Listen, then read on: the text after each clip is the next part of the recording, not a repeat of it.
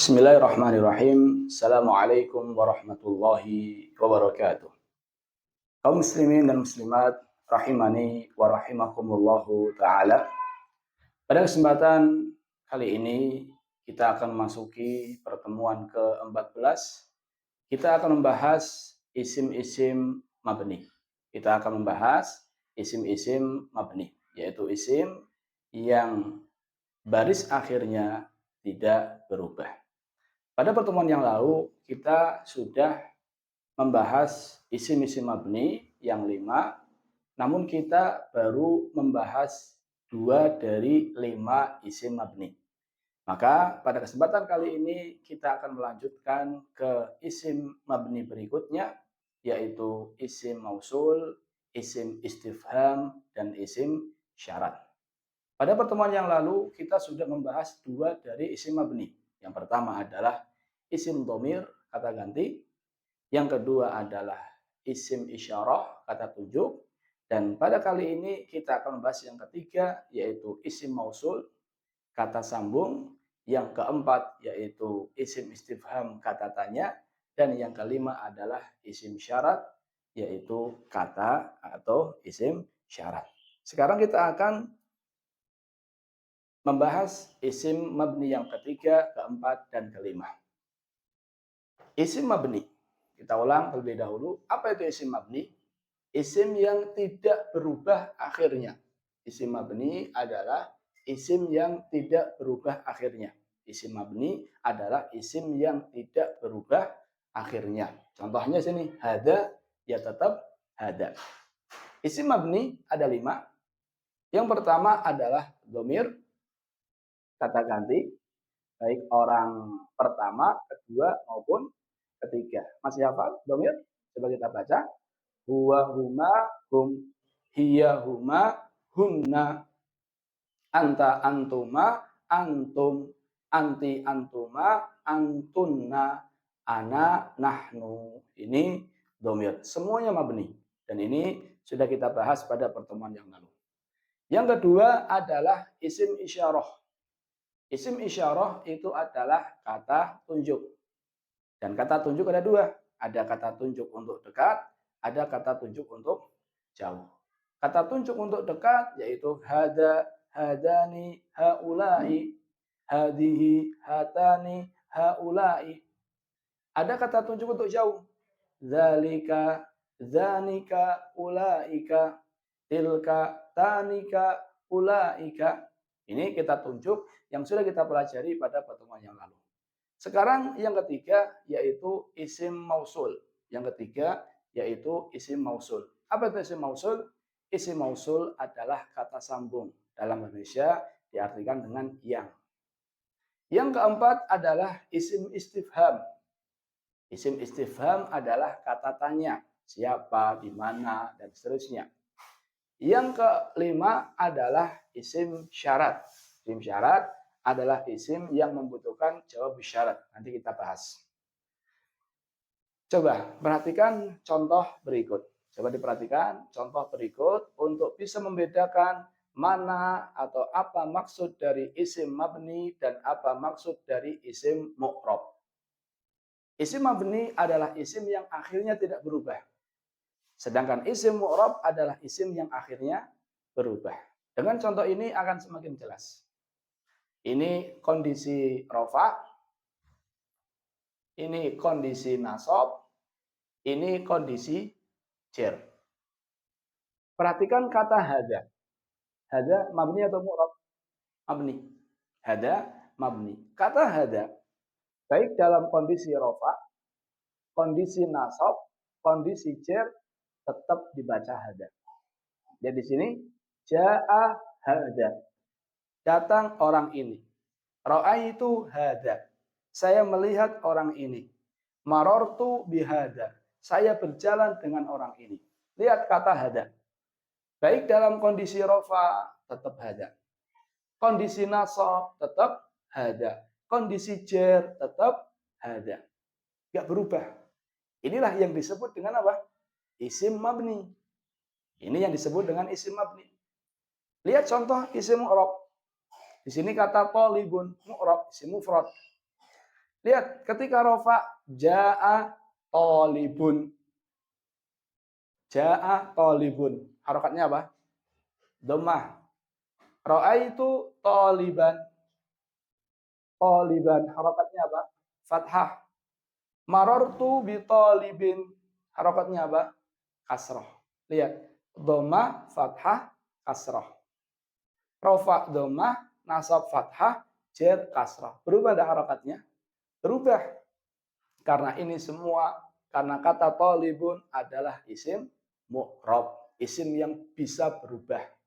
Sedangkan hada ini adalah isim mabni, isim yang tidak bisa berubah. Ini sedikit murojaah.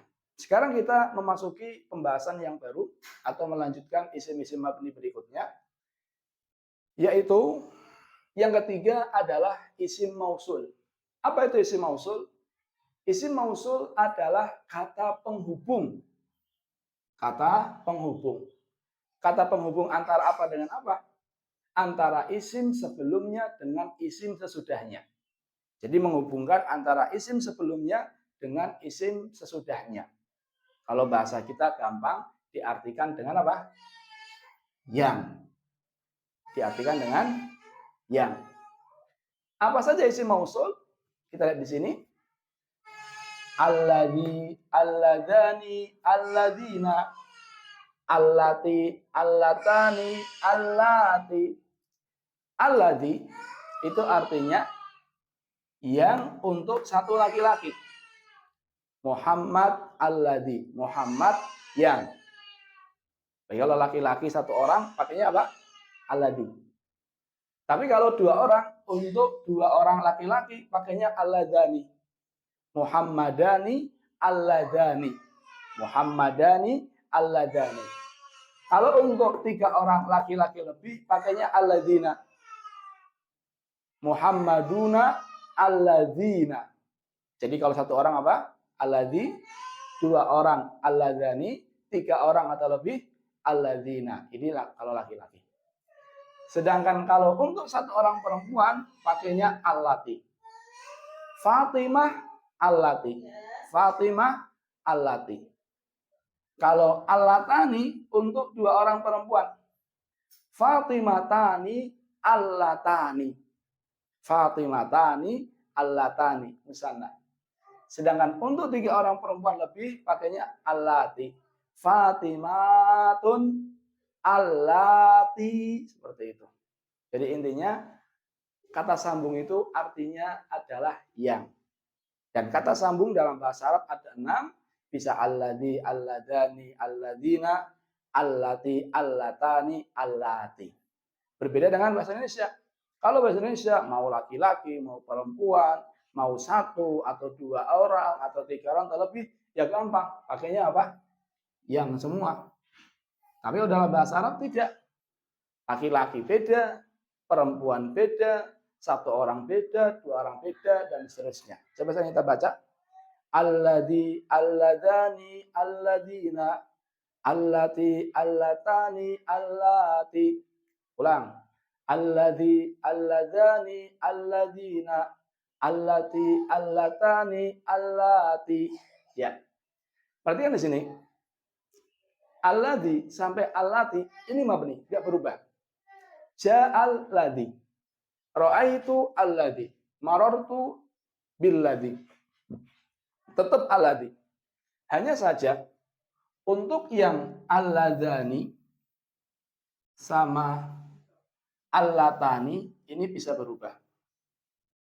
Alladzani seperti musanna bisa menjadi alladzaini. Allatani seperti musanna bisa menjadi allataini. Tapi intinya selain dua ini nggak bisa berubah. Mau rofa, mau nasab, tetap kondisinya seperti itu. Ini isim mabni yang ketiga yaitu isim mausul. Intinya artinya yang, kata sambung. Yang keempat adalah isim istifham. Apa itu isim istifham? Isim istifham adalah kata tanya. Isim istifham adalah kata tanya. Semua kata tanya mabni, nggak bisa berubah. Semua kata tanya mabni nggak bisa berubah. Contohnya kapan? Mata. Mata tetap mata. Dalam kondisi apapun tetap mata. Kapan? Mata tadhab. Kapan kamu pergi? Mata sa'ah, kapan hari kiamat? Mata tetap mata, tidak berubah. Contoh berikutnya adalah man, siapa? Man rabbuka, siapa Rabbmu? Wa man nabiyuka, siapa nabimu? Tetap man nggak berubah. Dalam kondisi apapun, bacanya tetap man. Contoh berikutnya ma, masmuka, apa namamu? Atau siapa namamu? Ma dinuka, apa agamamu? Ma tetap ma. Jadi kata istifham atau kata tanya ini, dan ini hanya beberapa contoh tok, semuanya mabni. Kam, kemudian kaifa, bagaimana, kaifa halu, bagaimana keadaanmu, ini semuanya mabni, tidak berubah akhirnya. Ini yang keempat.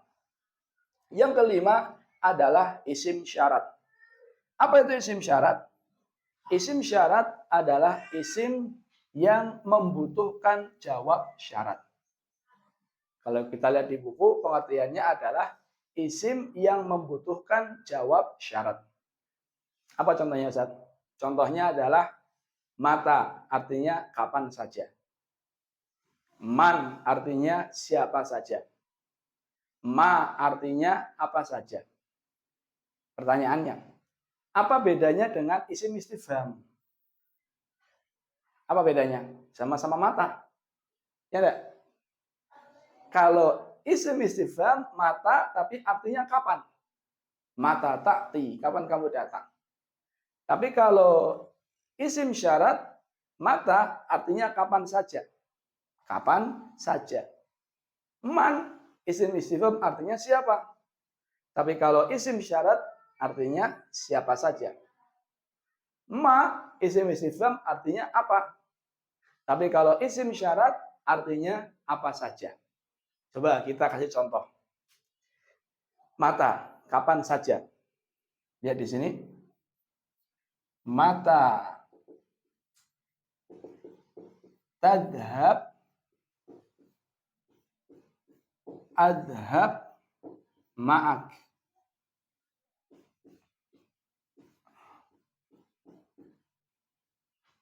Mata tadhab adhab ma'aka. Artinya apa? Kapan saja. Kapan saja kamu pergi, saya akan pergi bersamamu. Kapan saja kamu pergi, saya akan pergi bersamamu. Ini artinya, mata tadhab adhab ma'aka. Kapan saja kamu pergi, saya akan pergi bersamamu. Lihat, ini namanya isim syarat, fi'il syarat, namanya jawabu syarat. Tapi nanti, intinya isim syarat itu termasuk isim-isim mabni. Kata-katanya seperti kata istifham, hanya saja ditambah dengan kata apa? Saja. Kita sudah pelajari isim mabni ada 5. Isim dhamir, isim mausul, isim dhamir, isim isyarah, isim mausul, isim istifham, isim syarat. Sekarang timbul pertanyaan, isim mabni, mabninya dengan apa, Ustaz? Tandanya mabninya dengan apa? Jadi sini, untuk mengetahui tanda bina itu tanda mabni, bisa melihat baris akhirnya. Bisa melihat baris akhirnya. Mabninya dengan apa? Aina. Berarti mabninya dengan apa? Fathah. Aina. Mabninya dengan fathah. Man. Mabninya dengan sukun. Man. Mabninya dengan sukun. Kemudian kam. Mabninya dengan sukun. Kaifa. Mabninya dengan apa? Fathah. Kemudian hadza. Mabninya dengan apa? Sukun. Karena sejatinya di sini sebenarnya ada sukunnya. Mabni dengan sukun. Jadi intinya isim mabni itu kalau kita pengen tahu mabninya dengan apa, tinggal lihat baris akhirnya. Tinggal lihat harokat akhirnya. Ini isim-isim mabni dan ini termasuk pembahasan yang penting dalam artian ketika kita baca kitab, kita tahu dia isim mabni, maka sudah gak akan berubah. Bacanya tetap seperti itu. Bacanya tetap seperti itu. Coba kita ulangi. Isim mabni ada berapa? Ada 5. Sebelumnya isim ditinjau dari perubahannya ada berapa? Ada dua. Ada mu'rab, ada mabni. Apa itu mu'rab? Mu'rab yang bisa berubah. Kita sudah pelajari ada 9. Apa itu mabni? Mabni yang tidak bisa berubah. Kita sudah pelajari barusan ada berapa? Ada 5. Yang pertama isim dhamir, kata, ganti. Yang kedua isim isyarah, kata tunjuk. Yang ketiga adalah isim mausul, kata sambung. Yang keempat adalah isim istifham, kata tanya. Dan yang kelima adalah isim syarat, kata yang menunjuk, yang membutuhkan jawab syarat. Isim domir, isim mausul, isim isyarat, isim isyarah, isim mausul, isim istifham, dan isim syarat. Ini tolong dihafal. Setiap kali baca kitab mendapati 5 isim ini, maka nggak usah bingung. Itu mabni, tidak berubah akhirnya. Wallahu ta'ala alam bisawab. Terus diulang-ulang isim itu apa saja, isim mabni itu apa saja, karena itu merupakan fondasi agar kita bisa membaca kitab yang tidak berharokat.